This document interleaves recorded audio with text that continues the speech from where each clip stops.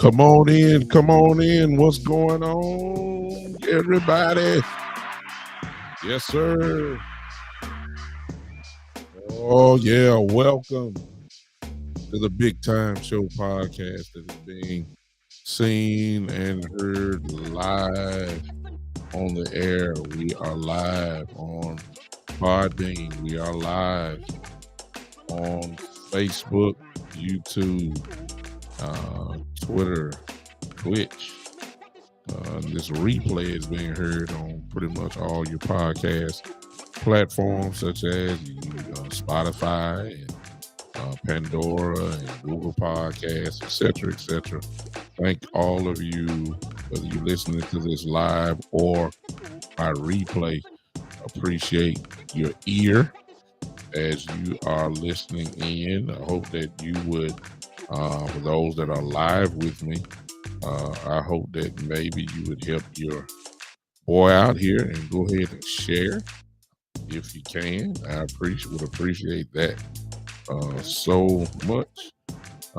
What's going on tonight? All of my people. I'm gonna be with you in just a second. I see people popping on here. Looking forward to tonight's show. We're going to continue our talk about our draft picks and a little bit more in depth, in particular, really one that I want to talk about and kind of the ripple effects that the drafting of him brings tonight. So y'all kind of hang on with me just for a second. I'm steadily sharing for all the groups that are there. Let's say hello to everybody that may be on here. What's going on? Hey, it's time. Tommy, Cowboy J. Yes, sir. Hey, he said Lindstrom will unseat Tyler Biadasz. For those that don't know, that's one of our backup guys who is, y'all forgive me for that. Hey, Jeffrey Murray, what's going on as you guys are watching everywhere? Okay, listen. All right, let's check this out, y'all. All right, let me get on Podbean first. I'm sorry. Okay. I see who's in the house. All right. Hello. Cowboy J, you say he's like Alex, it's like Stepnaski. Now you climbing a high standard now. Wait a minute now. I really didn't want to talk about him. But you saying that? I mean, you you're talking a high standard. If you talking about Stepnaski now, I don't know if he's that dude now. Come on now. It's not okay. But Cowboy, you know what I'm gonna do for you, because I know that you have studied him. I know you have. And I believe you are one of those knowledgeable Cowboy. That's what I'm saying. So you see your comments. I know you're one of the knowledgeable Cowboy fans. You wouldn't put your stamp on him like that unless you knew it was the real deal. So I'm not going to knock you for that. I'm going to kind of like, you're going to make me look at him. Put it that way. You're going to make me look at him. I was trying to think of what I need to do on my phones here to see something, but I cannot. Okay. Forget all that. All right. Yeah, I know what I want to do. What I want to talk about tonight briefly, and you guys can kind of take over that after I get kind of on my little tirade here. I was thinking, and I hate to do this to y'all, because to me, if you watch my show and you listen to me in the last, especially the last show, you will notice that I said that I believe the Cowboys did an excellent job at the draft. I gave it a grade of a B. And the only reason why I didn't give it a B plus is because of Damone Clark, the linebacker that was picked in the 5th round. kind of like a project pick, if you ask me. You drafted him and hoping and waiting to see if this guy can get back to his old self prior to, what he's getting ready to have, which is spinal fusion surgery in his back. And I just think that's too much of a risk. We could have grabbed another player there. It's almost kind of like the Jalen Smith pick, where we had to wait so long before Jalen finally got on the field. Jalen did the best that he could, without a doubt, with his injury in his knee. And, I think now that his knee is, nobody really wants to touch him too much because of his knee. A lot of people believe it's just, it's done. And so that's why. And Jalen, of course, is very young enough, of course, to be playing. But I think that's the same thing here, especially when you start talking about back injuries, especially his surgery. And I have, God knows how much experience in that, because I've had the same surgery, and I know what I feel like with a spinal fusion. I know what it feels like. What's up, man? My guys here, man. Oh my God, my guys in the building. Geechee is in the house. Geechee, it's almost time for you to make your appearance on my show, bro. No doubt about that. But we need to talk. Need to bring you in here. But I really didn't. That's the only reason why I did not give it a B+, because I just felt like we could use that pick for a player that we could use instead of a project. I mean, it don't hurt, but when we start talking about backs like that, it's not good. Yes, sir. Yes, sir. Yes, sir, Geechee.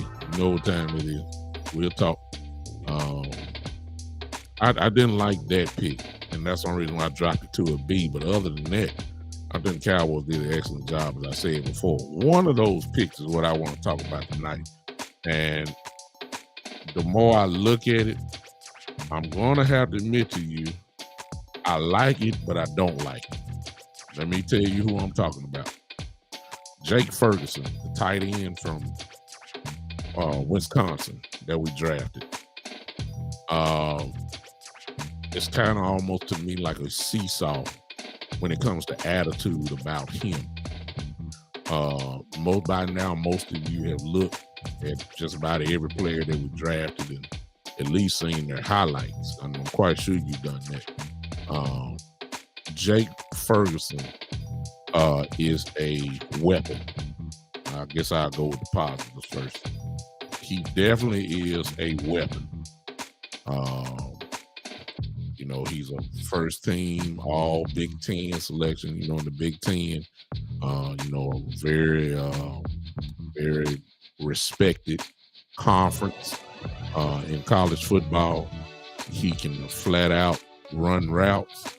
He can run after the catch. Got excellent, excellent body control. He can box out. He's big enough to box out. He can do all that. He definitely will open up some things for you. And I think Geechee is going already kind of where I'm going. And the idea of it is that when you throw in possibly Dalton Schultz and him in a 12 personnel package, which means you have 2 tight ends and 1 running back, that type of thing. You figure that you can do either or, run or pass, but usually when you bring in 2 tight ends, you're going to run, probably a little bit more than you pass. But with our team, you could go 50-50 with it. Especially if your running game is successful, really successful. Having another tight end is in there where you can just flat out maul people and truck people over, which is, what we think. The Cowboys, most of the fan base, even some of the coaching staff, have said that there's a heavy emphasis this year on running the football. You can even tell that by the draft picks. that we did, where we picked a lot of offensive linemen. For a draft, that's real good ones too. I mean, real good ones that I think there's going to be heavy competition in some areas, without a doubt. Pleased with that. However, Geechee, come on with me here. This is why I'm glad you popped in. Geechee is absolutely right when he puts his comment in here and he says that he think we'll run a lot of 12 personnel next year. I was thinking the same thing until I started looking at them a little bit more closely. And then I thought about what the Cowboys like in a tight end. And then I got just slightly depressed. Tell you why. One thing Jake Ferguson is not, after kind of, I've seen some good things, but overall, most scouts say that he, when you're doing highlights, see, this is where you can't get fooled, y'all. When you're doing highlights, of course, scouts or their tape will be, mostly good plays, things that they did well. You got to really look at them, and so you can see some of their deficiencies. You're not going to find that their deficiencies in a highlight tape. You're not going to do that. The highlight tape is to highlight their, the good things that they do. And Jake does a lot of things well. Blocking, however, is questionable. So I'm trying to figure out, because I see we picked up another offensive tackle. Of course, we picked up with our first pick, guard. Well, another tackle, but he's going to play guard in Mr. Smith. You see what we've done there. You pick up another tight end, and you would figure that the concentration would go to the running game. That's what I'm thinking that, and I still do think that. But then I looked at Jake a little bit more in depth, and he's not that much better than Dalton Schultz in blocking. And for those that may push back, I welcome that. I don't have no problem with that. You can look at it for yourself. It's just my eyes. My eyes are not the end all and tell all.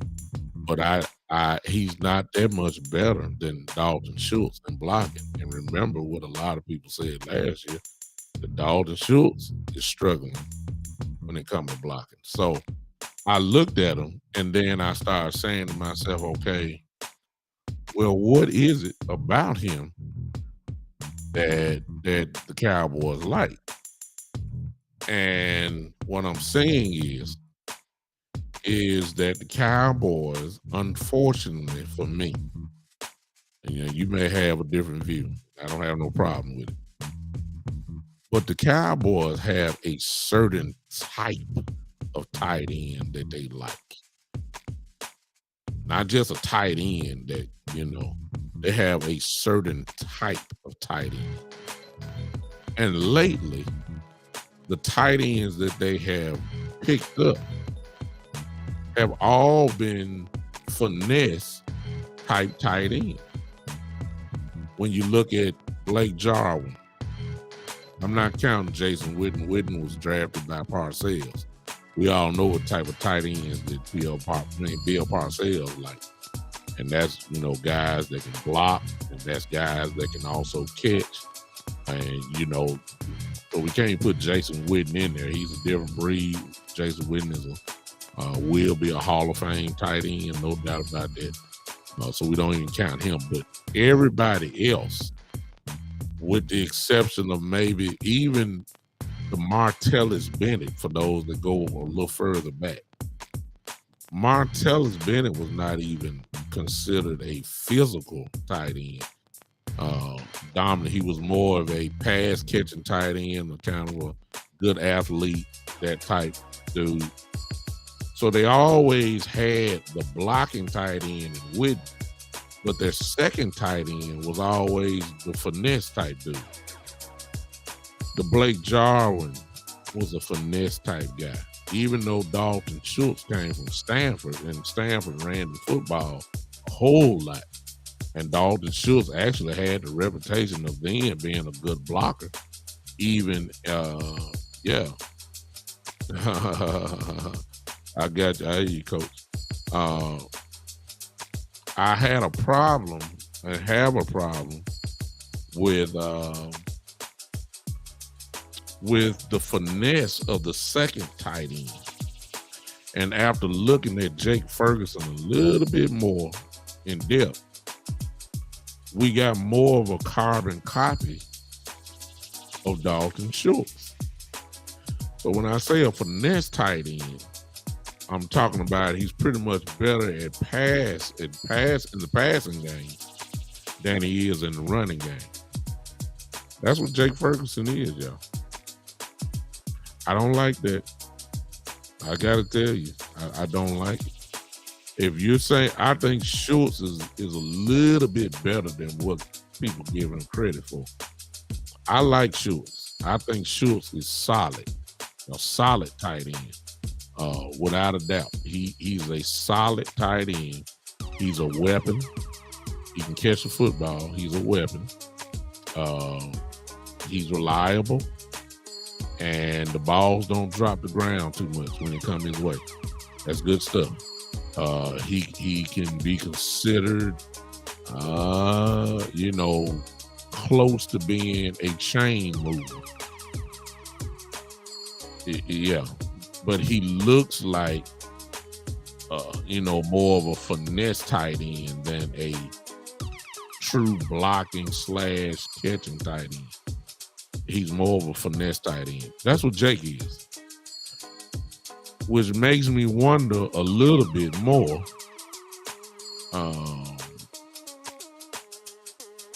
It makes me wonder just a little bit more how, once you start breaking this thing down, as I've said before, let me just put it this way. We said this on the last show, that it makes no difference.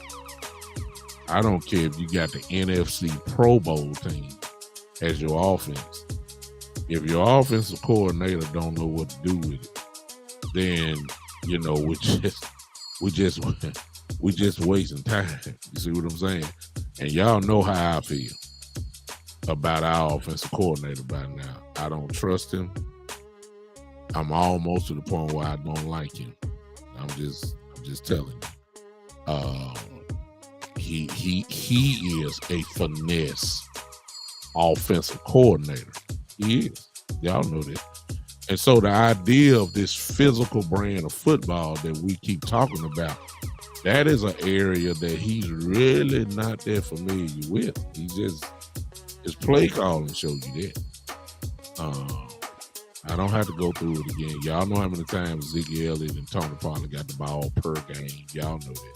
I don't have to go through that again. But what that tells me is that and it's not because we were down 30 points, like the Bronco game where we just got blowed out the water and we kind of took away the running game. We don't have too many games like that. And so a lot of these big passing games by Dak were games where the game was close all the time. We just refused to run the football. So that let me know he's more of a finesse type offensive coordinator. So I even though I applaud the guys that came or the guys that were drafted, that all of them seem to be some attitude, physical type guys. That will work on the defensive side of the ball because we got a defensive coordinator who is a physical type defensive coordinator. That's the brand of football that he plays. So having guys in that are physical and have attitude, and that's what we say, dogs, that fits Dan Quinn. There's nowhere in the world the name physical and the name Kellen Moore cold intertwined together. It just don't. He's not physical. And they picked another tight end in Jake Ferguson. And I like the weapon that he is. But if we're talking about running the football, we do realize that a tight end is a very important piece of the running game. And so I almost look at it like we got two of the same tight ends. So we were complaining about Schultz, and I understand Schultz has put on some weight. I'm quite sure Schultz may have worked on his blocking game. I hope so, because obviously he's our starter. And I don't want to judge him too quick because I got to see it. But who knows? Schultz may come in here and blow people off the line. Who knows? But I know what I saw last year. And hopefully he's gotten better. But when you look at Jake Ferguson, our tight end that we drafted, you know, I don't see the blocking that I thought that he was, based off the reputation of the school he came from, which is Wisconsin.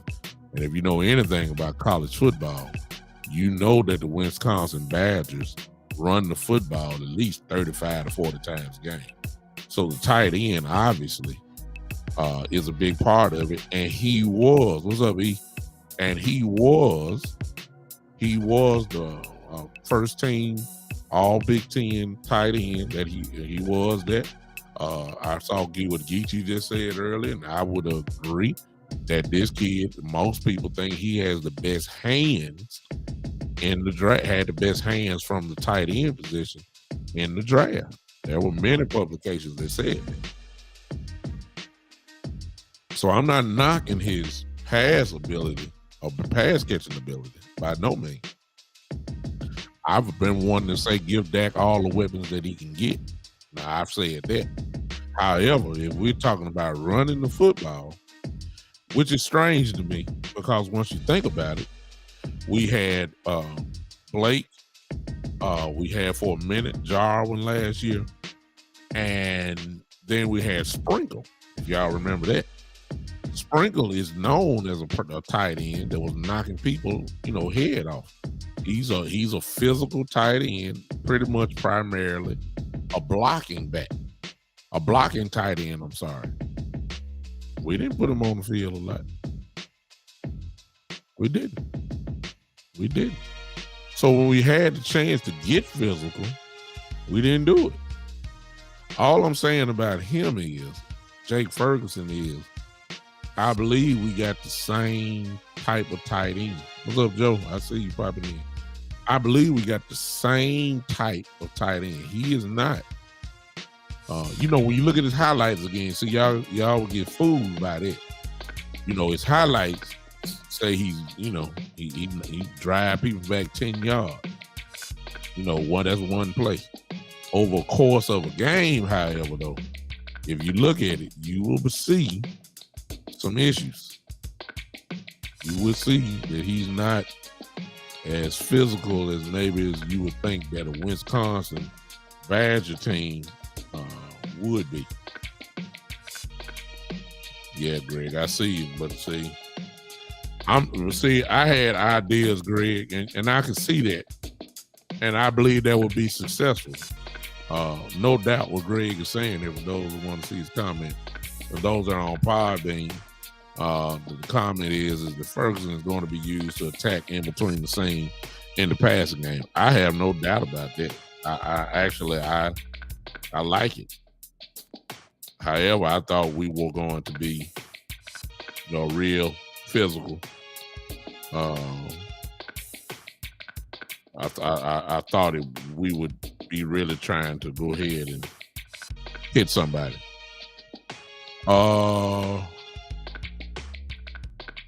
Yeah.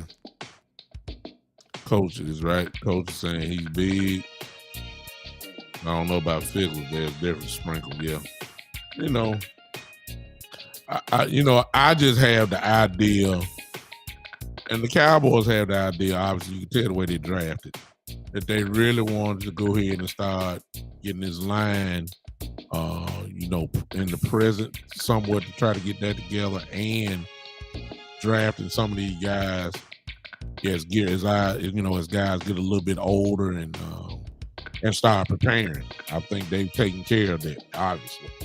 Or at least put it a step in the right direction as drafting guys for the future. We're loaded.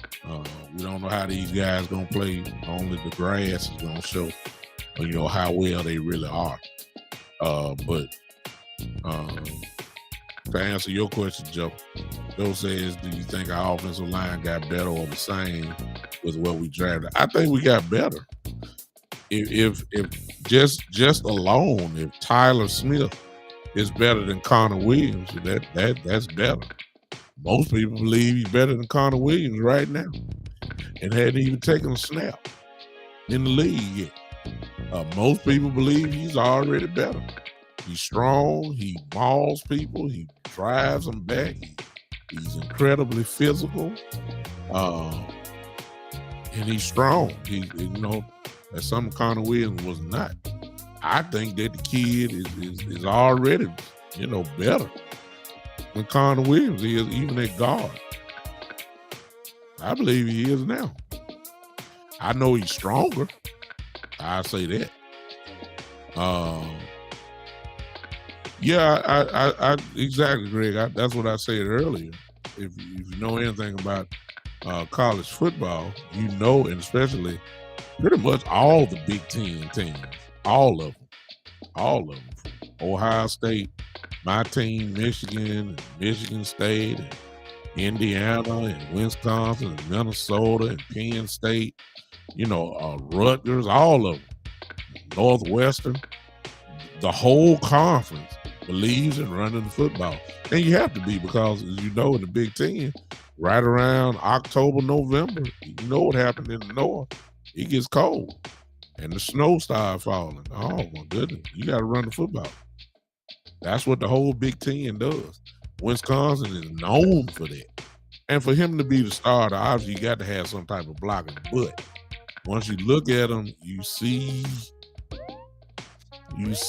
some of the same things that you see in Dalton Schultz. And again, the Cowboys, when it comes to tight ends, they just have a picture of a tight end, and they're gonna stick to that. And I can't say unfortunately, but for today, it's unfortunate. But you gotta keep in mind the Jones family, when it comes to this tight end game, they only have really two standards. They saw Novacek. They won Super Bowls with Novacek. And then they saw Jason Witten. Those are the two standard barriers that the Cowboys have a tight end, and that's the type that they're looking for. It don't have to be a pure athlete like a Darren Waller in Oakland, or they don't want that. They don't want a George Kittle out of San Francisco. They don't want that type. They don't. They don't want a Kelsey from Kansas City. They never look for that type. They look for a certain type of tight end. And I'm not talking color either, y'all, so don't go there with me on that one. I'm not talking race. I'm just saying there is a certain type of tight end. They have to match up with a Jason Witten, Jay Novacek type dude. Because that's all they've drafted. That's all the tight. The one that they had, the two athletic ones that they had, and one of these names, we ain't gonna, just talk about it, but y'all remember Rico Gathers, or, a freak of nature. They ain't, maybe because Jason Witten was there, they ain't really give him a chance. The other one was maybe Martellus Bennett, who was an athlete, and you listen to Martellus talk about Witten, he talk about him like a dog. I mean, the Cowboys are, I almost want to say, allergic to a real dominant type of tight end. It has to look like Jason Witten or the younger Jason Witten. And that's where we go after. And once again, Jake Ferguson, he looks like another version or close to something like Jason Witten was back in his younger days. I'm not saying it's bad because, like I said, Jason Witten is a Hall of Fame tight end, no doubt about that. It's not bad, but if you talking about running the football, you better have somebody at tight end that can go get it. They can look at a man in his face and say, "I'm going to put you over here," and there's nothing that you can do about it. That's the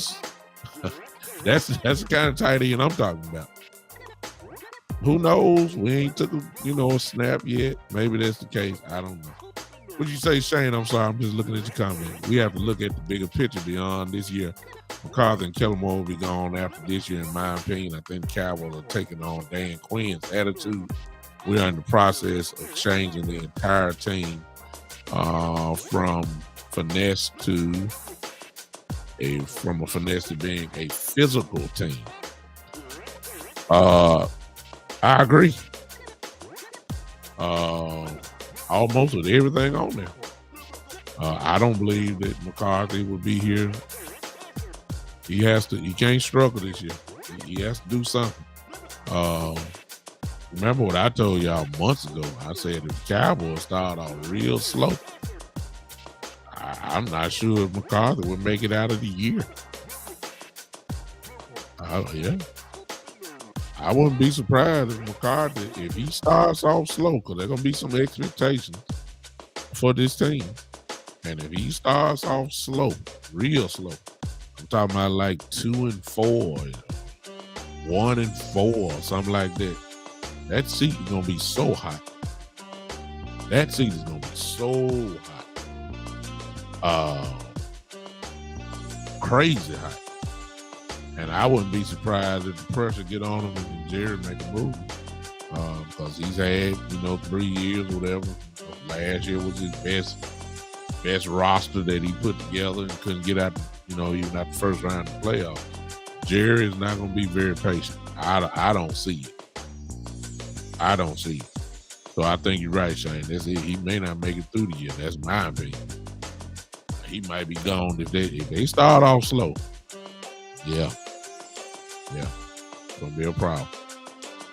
Yeah. So I wanted to highlight that one because I was real. If on one hand, Jake Ferguson is another blessing, another bullet in the gun, if you let me say it like that. He's another weapon for Dak Prescott. He is. And he's going to be a good one. And when they go to 12 personnel, especially if they're passing out, especially if the running game is working, the play-action pass game would be spectacular with Dalton Schultz and Jake Ferguson in there at the same time. It is that is a formation that I really feel that in the passing game, it will work. Now you put Schultz and Ferguson in on 12 personnel. In the running game, however, they're going to have to show me. Yeah, they're going to have to show me. I hope so. I really do. I hope so. But it's looking like another Blake Jarwin to me. Blake Jarwin was fast. If you remember, Blake Jarwin played wide receiver in college, and he turned into a tight end in Dallas. So, which means he was a mismatch because he was faster than any linebacker, and he can actually run with some cornerback. Jake Ferguson can do the same to me. Now, he's not lightning fast that he can run with cornerback, but he most definitely can get by a linebacker. No doubt about that. And, of course, as someone said earlier, he is excellent in running the seam and not scared to go get the ball and catch it from different angles. I mean, there's plenty to like about him. I don't want to act like I'm raining on his parade. There is plenty to like about him. I'm just talking about the area which what I think that everybody thinks we are going to do this year, and that's running the football. And I do see some deficiencies in his run blocking game. I see it. Don't mean he can't get coached up. It doesn't mean that he can't get better. I mean, he's a rookie. He's a rookie. I get that. But coming in, I see some deficiency in his run blocking game. That's the only thing I'm saying. So I kind of had to pull the plug a little bit on my excitement level on him, and just brought me down maybe a notch or two. Just a notch or two. I'm still high on him, but it brought me down because I see another Blake Jarwin, minus the injuries, of course. But I can see another, and who knows? Maybe that's what you need. I hate to bring this name up, but I'm just talking strictly football. When the Patriots won with Gronk and Aaron Hernandez wasn't known as a blocking tight end. That was Gronk. But good Lord, Brady and Aaron Hernandez and Gronk, they just tore up people. And I can see that here. I can see that. I just want us to run the football a whole lot more. That's what I want. I think Dak gonna get his usual numbers, 4,000 plus yards, 30 touchdowns, 30 plus touchdowns, I believe Dak gonna get all that anyway. Because I believe the play call is gonna be geared to that. I would just like to see Ezekiel Elliott finally carry the ball for more than 20 times a game, and love to see Pollard get the ball at least minimum carrying it 8 to 10 times a game. That's 30 carries. I believe we'll be rocking the house if we can do that on a consistent basis. That's just me. All right. I ain't gonna be long with you tonight. I just wanted to bring that up because if you want to go, everybody has different eyes. Okay. Everybody, what I say may not match what your eyes will say. So if you don't mind, just to educate yourself, or maybe just kind of use a scout's eye, you go scout Jake Ferguson in the blocking game, and let your eyes look for yourself, and you can make your own judgment. But the only thing I'm gonna say is just don't look at the highlights, because the highlights pretty much are gonna show his positive plays. So you will get fooled by that. But you can look at the positive plays and see maybe some of the potential that he can do, because there are plays where you see him blocking pretty well. Driving, like on pull sweeps and stuff like that. And you can see some potential in that. But there's some other tape where he got flat out destroyed. So need to check all of it out together and mix it together, and then come up with your statement. I got some question marks. All right. Don't want to keep you guys tonight. Most of you going to ready to watch the NBA game. We're going to do this right here. That's all I got to say for tonight. And then before I close, I hope you guys will. Hey, what's up, Jose? What's up? Appreciate you popping in, brother. So, again, after looking at Ferguson, I got a little different opinion about him. Still, I'm leaning toward the good side, but because of he's not what I thought he was as far as being a complete tight end. Let me just say that. A complete tight end. I had to take it down a couple notches. And I understand he's a rookie. I get that. And I know that, we can't really judge the book by its cover, but coming into the league, he's another, in my view, another Blake Jarwin. I think he's better at blocking than Blake Jarwin was. However, what's up, Ron? Appreciate you, brother.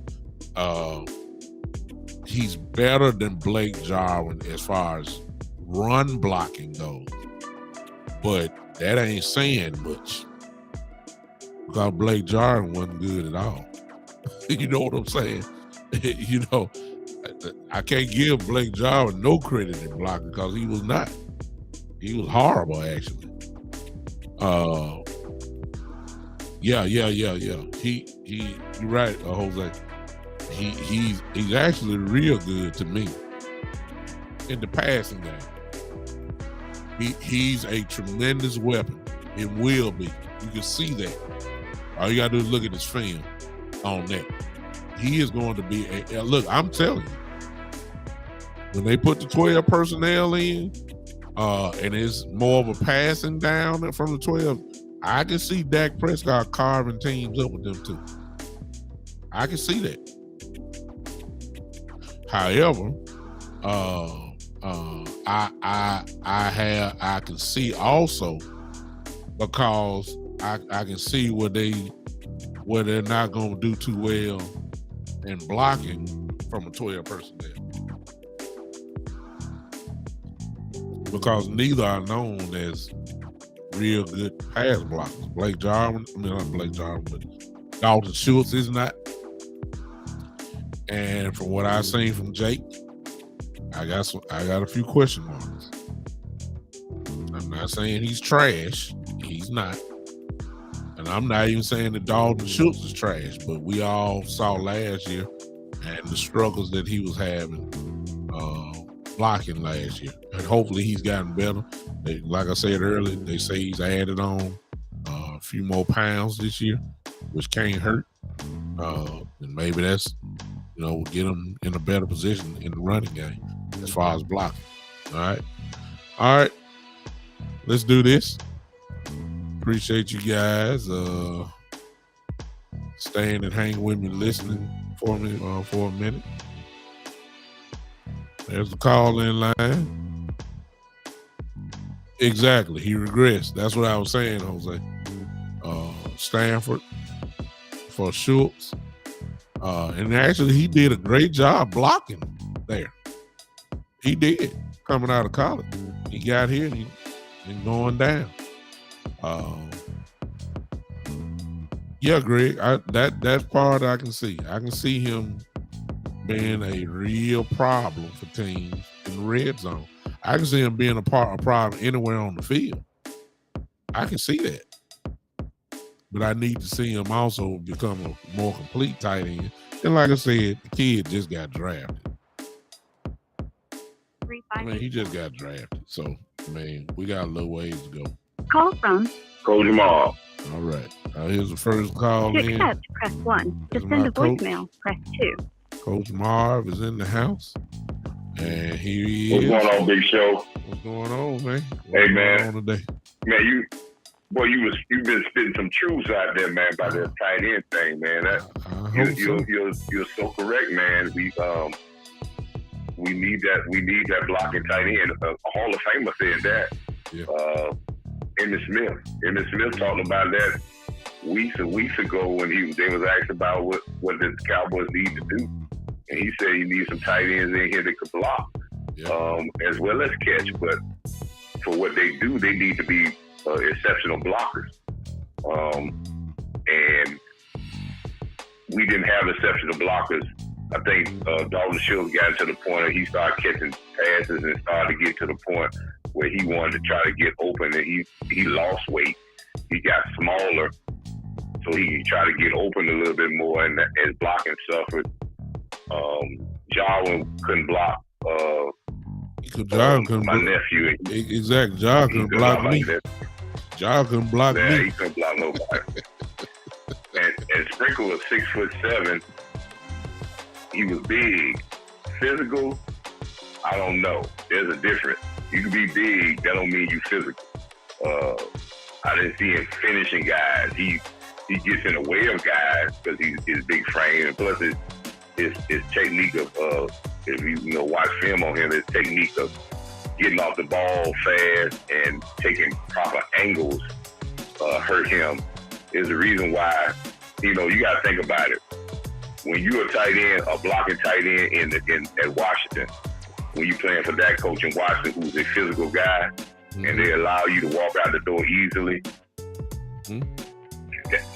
that means something. Yeah. So And so you got to think about it in that aspect. But like you said, it all comes back to Kellen Moore. Can he put it together?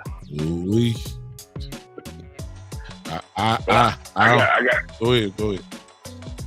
I got something for you about Kellen Moore, man, and about these coaching staff. And I'm gonna give you this right quick, and see what your listeners think about it. See what you think about it.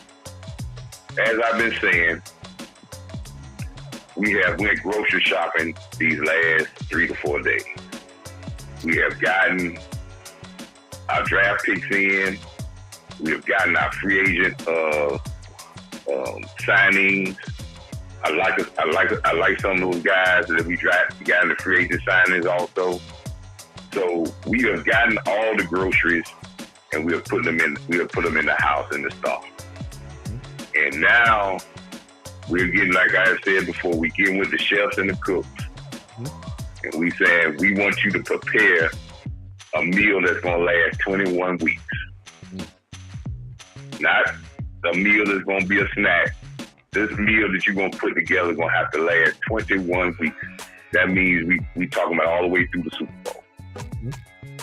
And now what you have to do as coaches, you have to design what you're going to feed the NFL as your identity as a football team.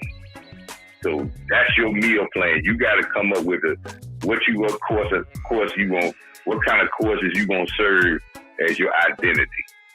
It's almost like when you watch these cooking shows, these chef cooking shows, when they give them a box of meats or stuff, and they say, you devise an entree, an appetizer out of this, so you can win the competition. And that's what you have here. So during this time, in the next couple of weeks, when you start doing your OTAs and stuff like that, you're going to have to figure that out, and then you're going to have to season it. You're going to just put lightly seasoning on that thing because you're going to try to see what you're going to prepare for the whole 21 weeks when the NFL starts. And then you're going to get to this thing called training camp. Yes, sir. That's when you really going to rub and put your rub on it and put all your stuff, because by that time, you done figured out which way you're going to go.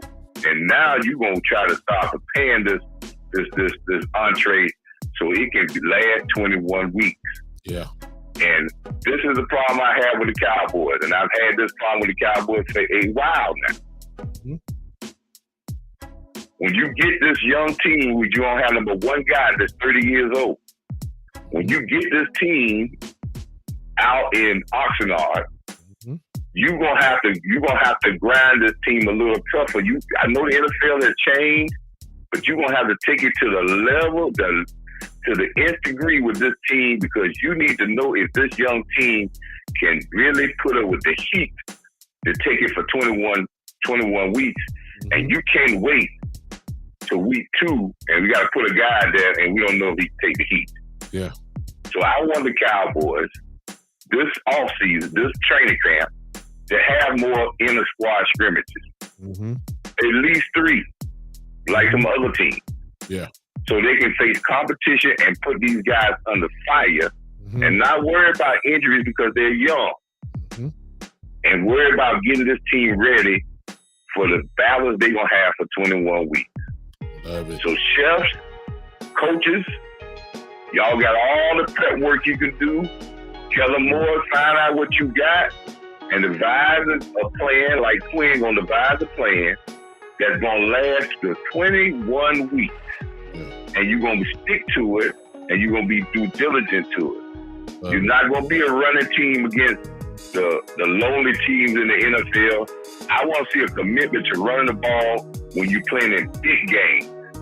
When you're playing the better competition. When it gets real down and dirty.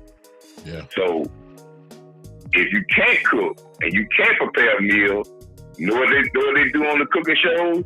You just been chopped. There you go.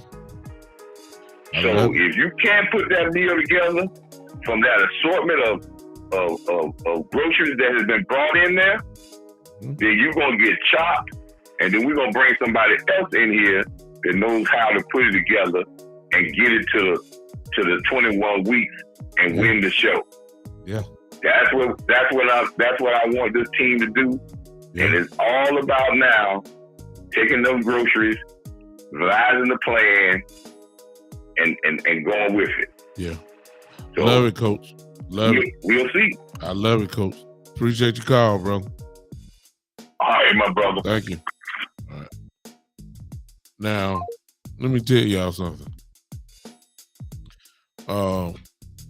Coach is right. Y'all know he's right. Because whoever wins, there's a, like you said, there's a certain identity that goes there. Let me say two things to that. Number one, it's hard to see. I'm a believer. You may be different. I am a believer that no matter what side or unit of your football team that you may have, the common denominator needs to be either A, finesse, or B, physical. It's hard to be a seesaw type team. Show you what I'm talking about. All right. When we say Coach McCarthy, y'all help me out in the chat. Let's go through this together real quick. Help me out in the chat real quick. When I say Coach Mike McCarthy, what do you think? Finesse or physical? Let's keep tabs real quick. Come on, type it in real quick so I can see. Me, I say, I don't know. I say neutral. I don't know what he is. He ain't done nothing in years because he didn't coach last year. That was Kellen Moore doing all that. He did not have anything to do with the defense at all because he's not a defensive coach. He's an offensive coordinator by nature. That's Coach Mike McCarthy. But even in Green Bay, if you want to go back that far, I would say that he can get you either way because he can. Yeah, Joe say for him, Coach McCarthy is too soft. That's finesse. Somebody else on here real quick. Come on, let's talk about it. Or maybe this is gonna be me and Joe to say this. He say he too soft. I'm kind of leaning toward that direction. I was neutral. You say he's in between. Exactly, Greg. I like that because that's where I am, because I don't know, since he came back from his hiatus and decided to coach again, I don't know his real imprint on this football team. Exactly, JD. Exactly. So you know what I'm saying? He does not have anything to do with offensive play calling other than saying we're going for it on fourth down. That's it. The whole playbook is Kellen Moore. So we really can't say. I know what he did in Green Bay. I know he ran a 4-wide receiver set in Green Bay. But I also know that, hey, Mike, I also know that he had the ability to switch it up and run the football. And you had to, because he played in Green Bay. It was the Dorsey Levens, if you guys remember him. Dorsey Levens, 1,000-yard running back, 1,200 yards, that type of dude. He could switch it up. And then, of course, he had Aaron Rodgers put the ball in his hand and have him throwing it all over the place. So he was able to do that. When I say Kellen Moore, y'all, what do y'all think? Physical or finesse? I think I already know the answer to this. You know what I think. He's soft as cotton candy. Pure finesse. So I got a coach that's in between. Then I got an offensive coordinator who's as soft as cotton. I already know that's what y'all gonna say. Go ahead and type it in if you want, but I know mostly physical and Kellen Moore just don't match up. It just don't. Okay? I already know it's finesse for most of y'all, so y'all, you can type it in. But when I say Dan Quinn, however, we go physical. Right? Dan Quinn is physical. There's nothing finesse about his defenses. And I'm going back to Seattle now. There's nothing finesse about it. It's physical intimidation. We don't have quite the play. We got one. We got two actually. You got to be careful when you throw around Diggs. I know a lot of people say, well, he got burnt and all. Okay. He also had a whole bunch of picks. You got to be careful with him. Okay. You got to be careful with Diggs. So he has some intimidating type presence. I ain't got to say nothing about Michael Parsons. He is a flat out monster. But that's what he had. He had a Bobby Wagner. He had, for sure, a Cam Chancellor. Everybody talk about Sherman and Earl Thomas and that. But let me tell you something. The physicalness of Cam Chancellor, you guys remember him. That was the difference of the defense. Okay? Chancellor is that type of guy. Then they had Bennett on the down. I'm talking about intimidating guys. That's what Quinn is slowly but surely developing right there before our eyes. So he's physical. That's too much. So I got a head coach who's in between. I got an offensive coordinator who's soft. And then I got a defense coordinator who is hard. That ain't a good formula for a team, y'all. I'm just saying. You want everybody to kind of share in the philosophy. There's a philosophy of a team that most coaches got, need to match up with all this. You then this person this way. It's not good. It's not good. So when I hear coach say about an inner squad scrimmage, I already know who's gonna win. Cause it happened last year, if y'all remember. The defense was eating the offense alive in training camp. Wasn't even close. They were killing them boys. Why? Because Dan Quinn brought a style of football that just ate our little offense up. That remember all the Dak and everybody was telling them. They were getting beat up. The receivers weren't catching nothing. It was picks everywhere. How y'all think Kennedy got all loose? That's why everybody thought Kennedy was going to be a borderline starter last year. He was killing people in practice. Picks everywhere. Just killing folks. KZ picking them all. A Curse got a couple of them. I mean, it was just dominance. So I already know what's going to happen this year. Because see, you can't muster up physicalness. It's got to be in you, and it ain't Kellen. It's not. Kellen gonna give you some points now. He gonna do that. I give him credit. His offense is gonna be in the top tier of the NFL. I mean, and when it come down to like a 49er game last year or a Denver Bronco game last year, where you had to match the intensity and you had to match on the offensive side of football the physicalness that it takes to go ahead and win a football game, we couldn't. The play calling dictates physicalness. Your play calling dictates physicalness. We didn't try. It's just not there. Matter of fact, we got punked out. Need I take you back to the Tampa Bay game where he just completely, in the first quarter, just gave up on running the ball. They didn't even try to run it. Didn't even try. What? Just totally eliminated Ezekiel Elliott, one of your stronger guys in the game. Stronger, pieces of the puzzle. You just totally eliminated him from the game. Yeah, you put up 30-some odd points. Okay, I give you that. Yeah, we explored the weakness, but good God, come on now.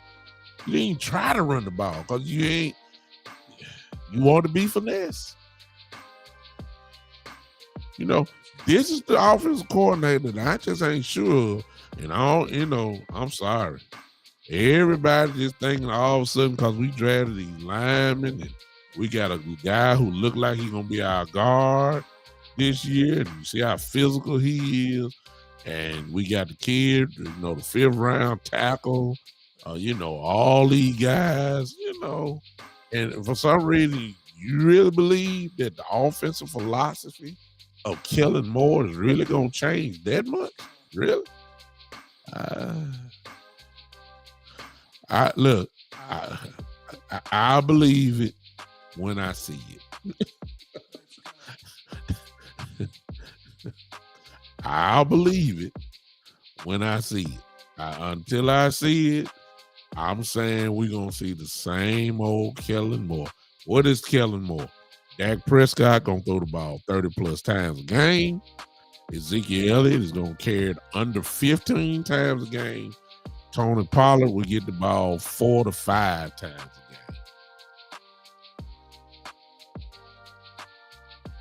I'm just saying, that's the Kellen Moore I know. That's the Kellen Moore I know. I don't say, hey Buddha, I see you. Buddha say I would say I want to see him with a line. He really haven't had a line as a coordinator. He had one last year, Buddha. When we were running the ball down people's throat. He had it. Then he turned back into the regular Kellen Moore. He had it. We seen it do it. He showed us last year for about a good 6-game stretch. And then that was like fool's gold.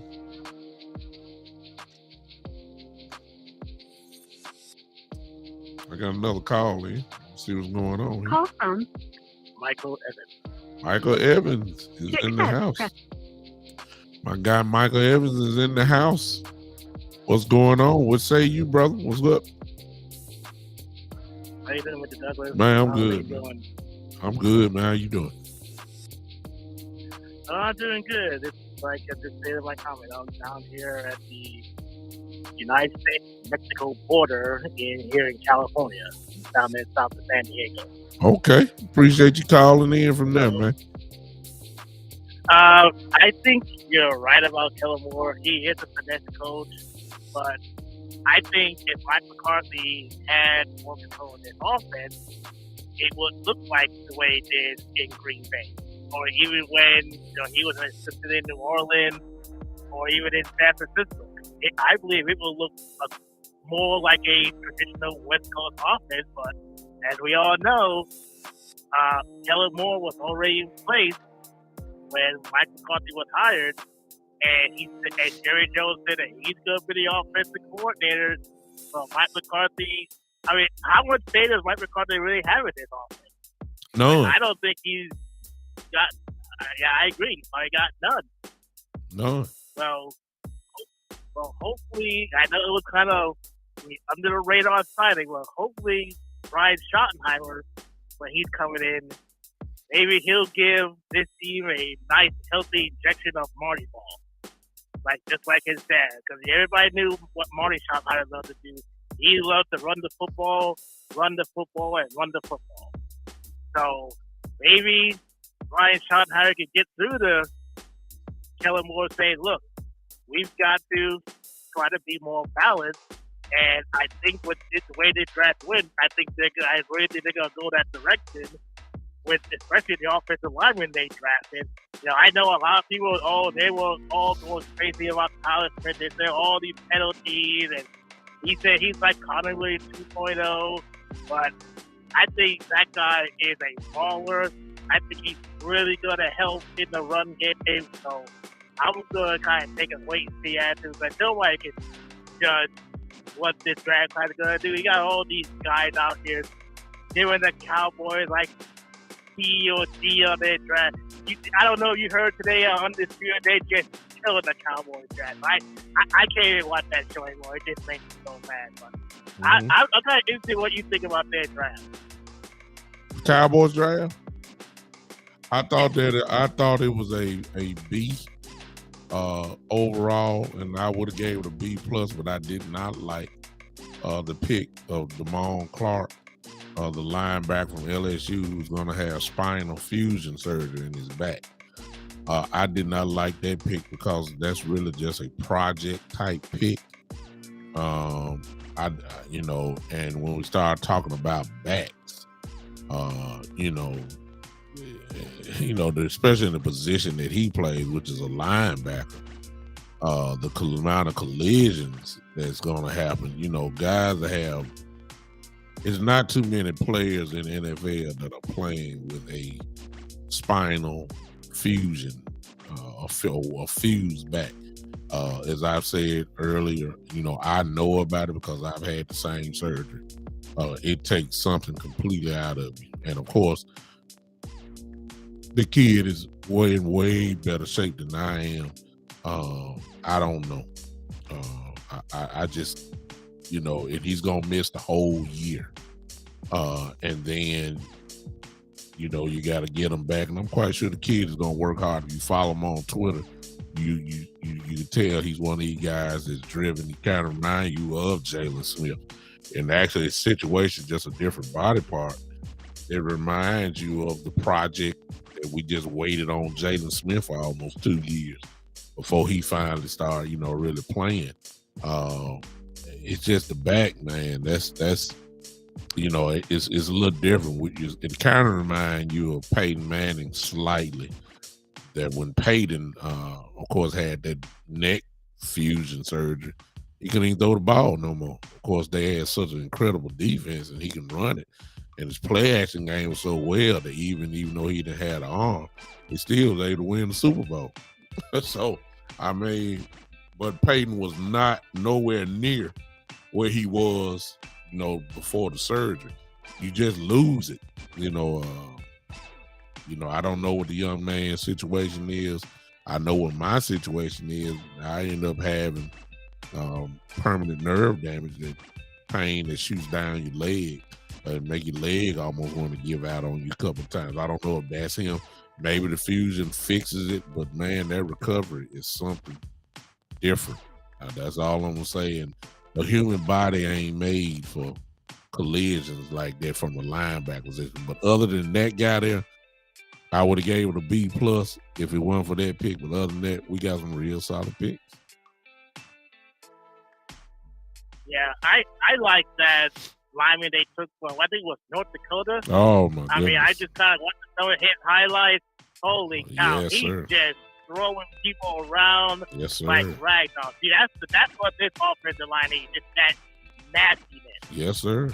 That's what it, I mean, and they said, Revo, I understand he's going to have a chance to win the center spot. Mm-hmm. Is that right? What I'm hearing? Yes. Say that again, Mike. I'm sorry. I didn't hear you. Say that again. I'm hearing that they said he may have a shot to take over at center. Is that true? No, it's I forgot the name. It was in the chat earlier. That guy is not a center. He is an offensive tackle. That's where he's listed at, but I forgot his name. It's Lithion. Somebody put it earlier. You can scroll all the way up and look. Let me look at this guy now. I'm scrolling up now. Alex Lindstrom. That's what Cowboy J talked about. He's the guy that's probably gonna battle Biotic for the job of center this year. Lindstrom, there he is. He said Alex Lindstrom. That's the guy. Yeah, he's pretty good. I haven't really looked at him, so I'm leaning on my guy Cowboy J. Here in the chat, as you can see, he's very high on him. I'm gonna have to do a little homework on him and look at him and kind of see if if what he's saying matches up to what Cowboy J is saying. See if he's that good. But that's the guy, Lindstrom. Yeah, I just saw him get off, get his initial block, get off it, get to the second level, take that line right, and then throw him like 5 or 10 yards down the field. I mean, he just clears the way. So I think they'll really use that guy. Well, that brings up another whole issue within itself, though, Mike. And it's an issue since you've been following me for a while that you've heard me say many times before, and that is the issue of loyalty. Like, if the guy is better, are you going to be loyal to your first round pick instead of putting the better guy in? For instance, if this kid Lindstrom is better than Biotic, are you going to be loyal to Biotic and just leave him in, leave a better player on the bench?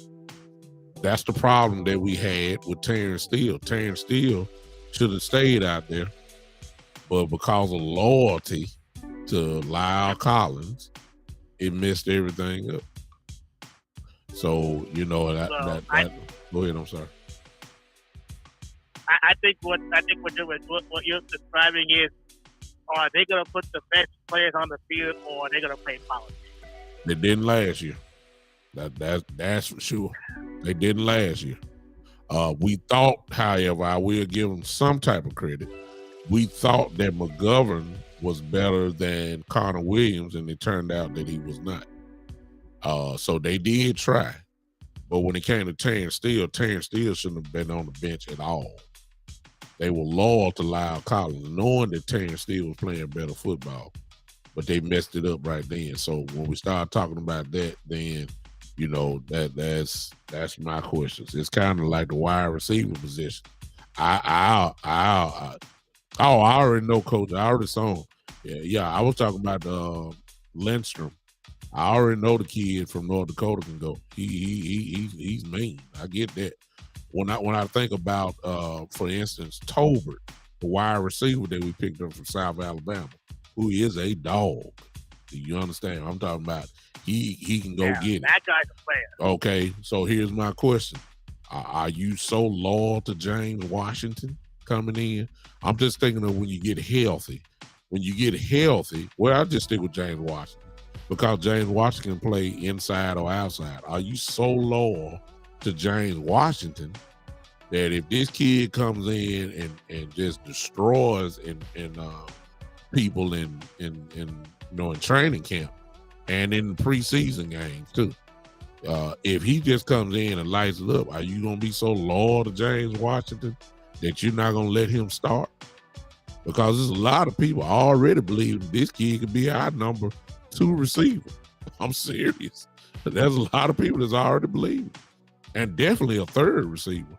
You know, everybody's saying Cedric Wilson, but they're saying this kid could be, you know, the starting, starting wide out until Gallup get back instead of James Washington. That's what I'm hearing already. So, you know, I always have questioned that part. But I appreciate your call, Mike.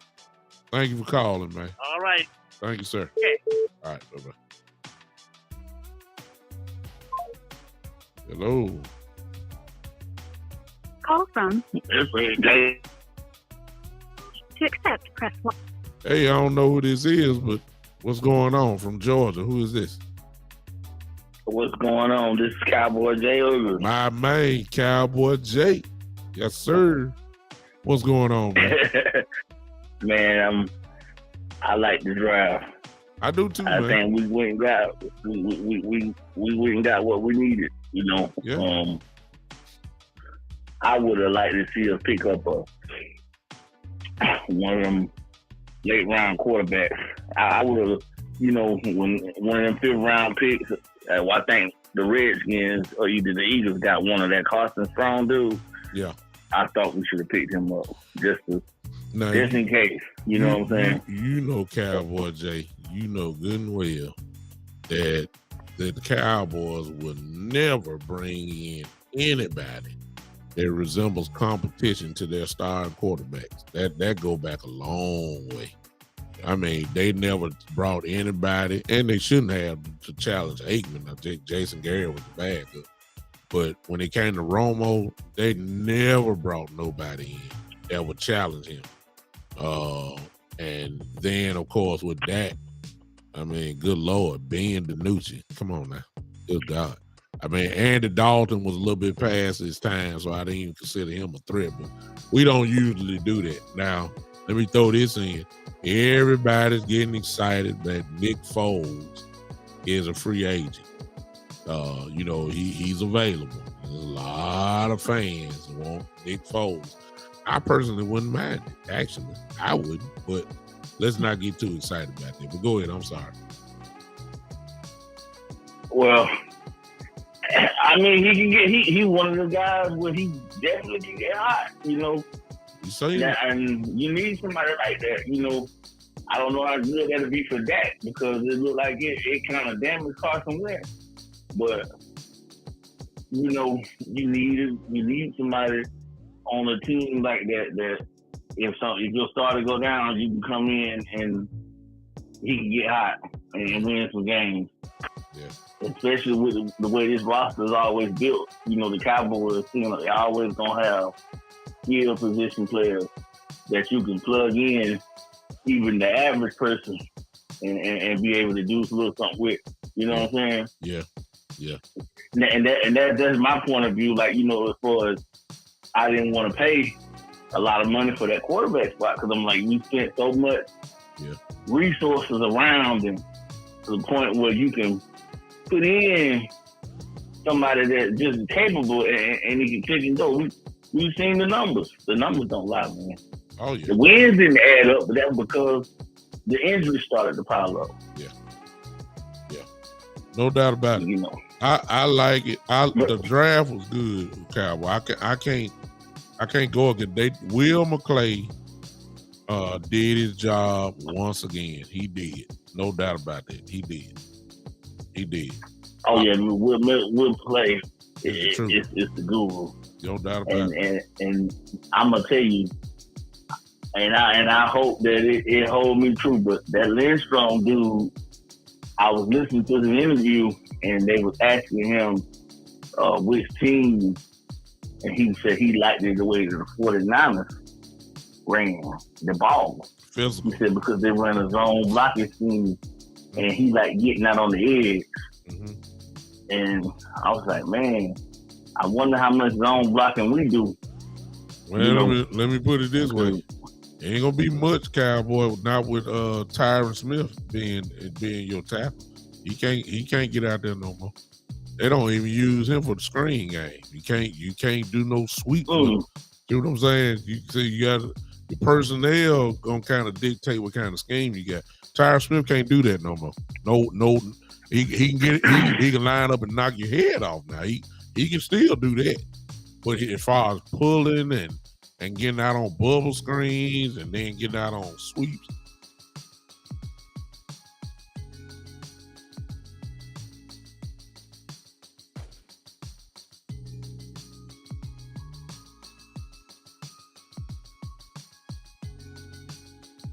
Like right now, if he can, we can pull the center or whatever. I seen the center pull in some of the offenses. Yeah, he can do it like that, you know. Yeah. I love that old counter. Yeah. That old Redskins, them counters. Yes, sir. It's still gonna happen. Yeah. Well, we'll see, man. I just like what we got as far as offensive linemen. But I think that overall we can't really complain about the draft. But as I've said before, when it comes to the draft, the Cowboys, the last 5-6 years have always got it right. The drafting is not the problem. Well, I mean, I think they put out a statistic in 2010. The Cowboys have put out more Pro Bowlers and All Pros than any other organization. They have. So that lets you know that they know what they're doing as far as getting the talent. The problem is after the draft, when it's time to give it into the hands of the coaches. It's kind of like what Coach Price was talking about earlier. We draft well, but when it gets to the coaches, because we've had, the Jason Garrett era was not really, a great coach. This is where the coaching power comes in, and this is not what we are good at. So, that's just my opinion. I don't think we're that good at. We're sure we'll have a good year once every 2 to 3 years. Yeah, we'll do that, but it's all still the same result, and you get exposed tremendously in the playoffs. We got punked out by the 49ers. That's just the bottom line. We got punked out, and you just weren't thinking that was gonna happen to us. But it did. So, like Coach Price said earlier, and like most of us said over the last 2 or 3 months, this is when we're about to find out, what kind of team we really have, because the molding of the coach now comes into play.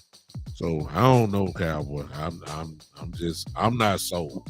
But I love the optimism, so I ain't gonna knock nobody for it. I just seen enough. That's me. I feel like if you get enough hungry guys in here, Yeah, that understand what's going on, yeah, and they know what it means for the Cowboys to put on that star, and they already know that, you know, the history. Like, you can't not know. When you become a Cowboy, you automatically in tune with what's going on. Yeah. I don't care what team you watch, you hear it. We all over the TV. So you got other fans that know what's going on with our team more than what we know. you got that right. So for a player coming in here, I don't think that they should be very well what kind of situation they get, knowing the expectations. That's just like the kid, the guard, he grabbed number 73. Yeah. He know what he's doing. Yeah.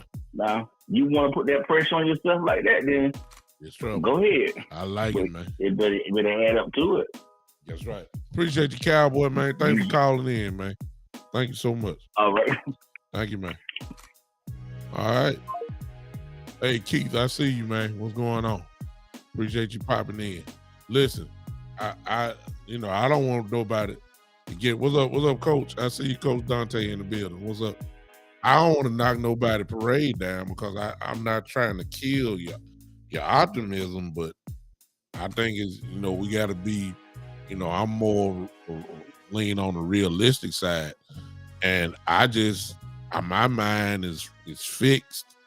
Look, I'm just like I'm in church now. Y'all know I'm a preacher by heart. My heart is fixed and my mind is made up about Kellen Moore now. I'm sorry. I've seen enough that he would shock me if his philosophy changed. It would. I just don't. I've seen enough. He had Cooper and Lamb and Gallup. He had that. He had Pollard. He had Zeke Elliott. He had all this, and didn't know how to drive the car. Had a beautiful car. Had a nice engine. But the problem was it was a stick shift. And all he know how to drive is just a regular car. He didn't know how to drive a stick shift. He didn't know. He didn't know. And I'm not sure if you can't work with. See, here's the thing. Sean McVay, the champion, listen to me very closely. The champion, the coach of the world champion, Los Angeles Rams, is able to kill you both ways. He's a finesse type play caller, but he has the ability to change that thing up and turn into a dog type offensive coordinator play caller. He'll run it down your throat. He will. And then at the same time, he'll put Stafford in that shotgun and carve you up. He has the ability. You talk about McDaniels. Okay. The Patriots, old Patriots, he's coach of the Raiders now. McDaniels would carve you apart because he could put Brady in the shotgun, and then, but at the same time, put Brady on the center and hand that ball off. Y'all remember LeGarrette Blount and the running backs that he had? They would destroy people running football, and he was play calling. So he has the ability to kill you both ways. I just can't, I saw some flashes of it with Kellen Moore, but I ain't see the consistency. And I've never seen the consistency. Never. And that's why I don't have no confidence in him at all. None. Yeah, he gonna score 30. He could score 30. Yeah, he could lead the league in offensive stats and all that kind of stuff. But man, when it come down to playoff football, he is nowhere to be found. I'm just saying. All right. I appreciate you guys hanging with me. Listen. I am getting ready to start something totally new. I hope that some of you guys will allow me and kind of follow me over to this new venture that I'm getting ready to do. This will be on Podbean only. Most of you know that I'm on 2 networks. I'm on Podbean, and then I am on the Spotlight Sports Network. These are the 2 homes for my podcast. However, I have a special announcement tomorrow. On tomorrow, for those that are my friends, Facebook friends on my personal page, Douglas Lewis. I'm gonna put this in because I need you guys' support. I have a huge announcement tomorrow that I hope you guys will just give me your ear on tomorrow. I'll be live tomorrow on my. First, I got to see how I'm going to do this. But I won't be talking football at all. No football tomorrow. But I am going to be live on my page, not the Big Time Show page. Not the Big Time Show page, on my personal page. I put my name right here, you guys. If you're not my personal friend on Facebook, I need you to find me, which is there, Douglas Lewis Brooks Jr. If you're on Podbean, I'm going to put it in there. I need you guys to send me a friend request now so you can catch what I'm getting ready to do. You'll understand it totally after tomorrow. I'm not going to tell you now. If you're on Podbean, if you're watching or looking at this later, if you want to kind of tune in tomorrow, go ahead and friend me on Facebook and send me a request so you can get in on it. Listen, you guys know I am a preacher. I am a assistant pastor here in Memphis. Most of you, well, not you guys, but most people know me, of course, as one of the preachers and whatever. I got something big tomorrow. It's huge tomorrow. It's huge. It's very huge. And I want you guys to be a part of it. The reason why I need you to join Podbean is because I am going to start a total different podcast. Typing it in, Podbean. All you have to do is just it's a free app, put it on your phone, put it on your computer, and search out. Let me take it back. I don't know the name yet. I'm about. Don't do it. Well, just hold off on it. As for now, just go. Yeah, okay, I got it. As for now, go ahead and search out the Big Time Show, and then just follow it. Follow that show. Search out the Big Time Show on Podbean and follow it. It's there where I will be doing a religious type podcast. Not gonna try to preach or whatever. We're just gonna talk spiritual things. It won't be football at all. Won't be any football. I'm still, of course, gonna do this. But Lord is kind of leading me to this area to do this. So I have a podcast on Podbean for the spiritual side. Only on Podbean. I won't go live and bring that to my Facebook page because a whole lot of people, when they see me live like this, it's usually football, and I'm gonna keep it that way. But I'm gonna go to Podbean and I'm going to go spiritual. Hope you guys, some of you guys that are believers, want a little spiritual side, I guess, or whatever. I hope you guys follow me there and just hear what I have to say. Maybe it'll help you, maybe not, or maybe you can spread it, and we'll take it from there. Okay, but tomorrow I have a special announcement. It will be on my page, and if you're on the Big Time Show page, you'll get post about it. It won't be live. I don't know if I'm gonna do a video or not and kind of put it on there, but trust me, it's big. I hope you guys will share in my excitement on tomorrow. Tomorrow night, I will be live with a few more people who will be interviewing me on tomorrow night, and you'll see what it's all about on tomorrow. A big thing is going to happen on tomorrow night. All right. I appreciate you guys hanging with me tonight. We're going to keep talking about the draft because it's still hot. We're going to go again. There it is right there. Listen, Douglas Lewis Brooks Jr. That's my name. Go follow, give me a friend request on Facebook. You can see that and you'll be a part of history on tomorrow night. History is going to happen on tomorrow night. I can't wait to show you guys what's going on. Okay, I appreciate it. Big announcement coming tomorrow night, or the interview will happen on tomorrow night. But sometime during the day, I will reveal what's going on. All right. Appreciate you guys hanging with me on tonight. Let me do this business of the Big Time Show, if you don't mind, for those that are hanging with me. Listen, if you want to become a supporter of the podcast, you can do so right there. Cash App, $ the Big Time Show. That's one way that you can support the podcast. I would appreciate it. If not, it's all right. It's all right.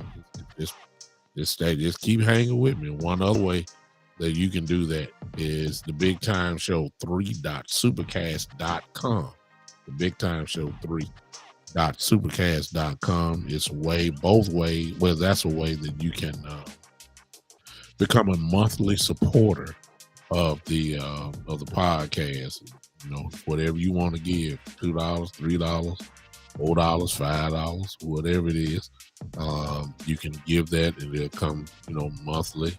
And that's one way you can become a super supporter. And from that, I put you in this chat group that I've developed where I talk to my people that follow me and who have supported me in a financial way in the podcast. You become a member of that soon or later. I'm going to start getting a little merchandise. It would be nice. Actually, I got one of my best friends who lives in Milwaukee, who's got my logo and stuff, and kind of waiting on him to show me some things. Hopefully we can get you some t-shirts or so. If you don't mind supporting me that way, that'd be very nice. And who knows? It'll be like that. So the podcast is growing. Thank you guys. You guys, when y'all come in live like you do, you guys make this thing better. Now, some of you guys are better than I am. Well, when we combine our talent together, we can bring out some pretty good content. And you guys make the show. I couldn't do it without you guys. And I appreciate it so much. Those of you that are on Podbean that listen to me at whatever time or whatever part of your world that you listen to me from, like my brother Joe, who is listening to me from the country of Italy right now, who's always here, always is supporting me from Italy. So I appreciate you, Joe, as always. You don't have to do it, but man, thank you for hanging with me as much as you do and sharing the show and everything else. And then, of course, my people like Miss Ty, always on the show, and a guy, Coach Marv, who always dropping knowledge. Appreciate him. Coach Dante pops in on me from the Spotlight Sports Network. Cowboy, always, man. Cowboy Jay. And then my brothers from my chat group for years, JD and Buddha and Geechee. All these guys, man. Michael Evans, who's been supporting the podcast for a while. It's just good to tell people thank you. You know what I'm saying? The podcast has grown over these last 2 years. It was just fun. Shane, my goodness, Shane Odom thank you, man, who's always a frequent, loyal supporter of the podcast. Tommy, my brother Tommy. Thank you, Easy E, my guy, my brother from one of my chat groups. Man, thank you, Ron. The signal, I got too many signals in here. I ain't got my frat in here. I'm about to get on my fraternity because now I'm gonna have to talk to them. Now I can't have too much. Look, with the signals coming in on my, I gotta have some nukes in here. Ain't no doubt about it. I gotta have it. So I'm gonna get on them guys. So I appreciate you, man. Look, I appreciate everybody who just take the time, and whether it's for 2 minutes or you stay the whole show. Thank you so much. Join me on tomorrow. On my personal page, I have history to share with you guys on tomorrow. Okay, I appreciate you. Now, I'm done. Y'all know what time it is. Y'all, come on. Just act like the announcement is gonna be good tomorrow. Just get your hands together. Let's go. I'm ready to get on out of here. I'm tired. I done worked all day. I'm tired. Hey, D-Mac, I see you popped in. It's time to go ahead and do a little partying out here. All right. Appreciate everybody. Joe, appreciate you, man. Good night over there in Italy. This is, ladies and gentlemen. Yeah. Going to another level. Yes, we are. See y'all on. I might come before Saturday, but definitely Saturday at 3:00. Definitely for sure. See you guys on Saturday at 3:00. With something crazy going on, y'all know I'm coming. Okay, you know I'm coming. But we'll see you on next time. This is the Big Time Show.